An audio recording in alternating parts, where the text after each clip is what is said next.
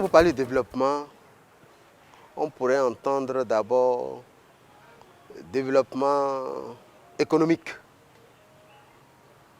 Mais pour moi, le premier développement de l'homme, c'est son cœur. C'est l'homme autodéveloppé qui développe son entourage.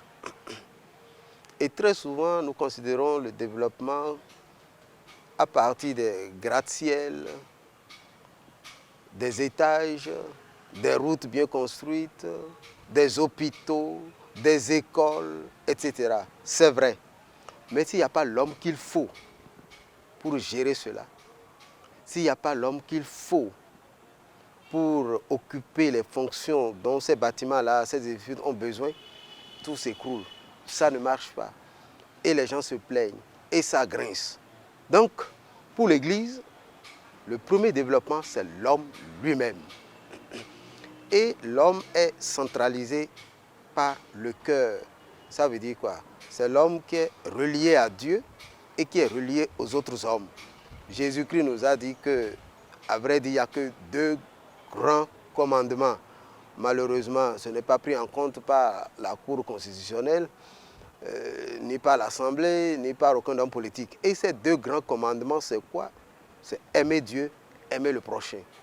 Et quand on comprend que aimer, c'est se battre pour que l'autre vive, c'est se battre pour que l'autre se sente à l'aise, c'est refuser les bagarres, c'est refuser les querelles, c'est refuser les guerres, alors on comprend ce qu'est réellement le développement pour l'Église. Nous avons ce que nous appelons la doctrine sociale. La doctrine sociale, c'est quoi? C'est un enseignement qui nous demande de mettre la personne humaine au cœur du travail de l'homme. Dans la personne humaine, je vois l'image de Dieu qu'il faut porter, qu'il faut aider, qu'il faut secourir, qu'il faut pousser le plus loin possible pour que cette personne-là aussi puisse se mettre debout, jeter ses béquilles et aider d'autres personnes. La doctrine sociale de l'Église, c'est elle qui nous permet de nous occuper des pauvres. C'est elle qui nous permet d'ouvrir des écoles de qualité, même dans les villages.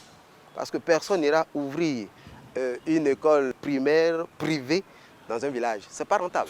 Toutes les écoles désormais, je dis, il faudrait que nous ayons un forage, un château d'eau. Pour avoir de l'eau dans l'école, non seulement pour boire, mais pour que les enfants très tôt apprennent à travailler de leurs mains. Parce que notre école, le système de notre école est bancal. Très tôt, on nous met dans la tête que celui qui va à l'école ne doit plus travailler de ses mains. Mais c'est une erreur monumentale. Pourquoi? Tout simplement parce que le travail des mains et le travail intellectuel, ça se complète.